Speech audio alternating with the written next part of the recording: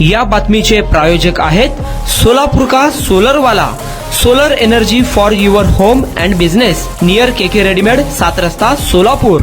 परभणीतील घटनेच्या निषेधार्थ संपूर्ण महाराष्ट्रात त्याचे पडसाद पाहायला मिळाले। सोलापुरात देखील त्याचे पडसाद पाहायला मिळत असून 16 डिसेंबर 2024 रोजी अज्ञात 3 आरोपींनी महाराष्ट्र राज्य परिवहन विभागाच्या बस क्रमांक MH14BT 4952 व शिवशाही बस क्रमांक MH09 EM 1382 यांच्या काचा फोडून मोठं नुकसान केलं होतं। सदरच्या घटनेचा गुन्हा फौजदार चावडी येथे अज्ञातांविरुद्ध गुन्हा दाखल झाला होता। अखेर पोलिसांच्या प्रयत्नाने बसवर दगडफेक करणारे आरोपी जितेश शरण बसप्पा महेंद्रकर, वय वर्ष 32, राहणार रमाबाई आंबेडकर नगर, न्यू बुधवारपेठ, यास 17 डिसेंबर 2024 रोजी अटक करण्यात आली आहे। तसेच त्याचा साथीदार मोहसिन हा अद्याप फरार असून सदर गुन्ह्यामध्ये दगडफेक करण्यासंदर्भात कट केल्याचे निष्पन्न झाल्याने तशी कलमे देखील वाढ करण्यात आली आहे।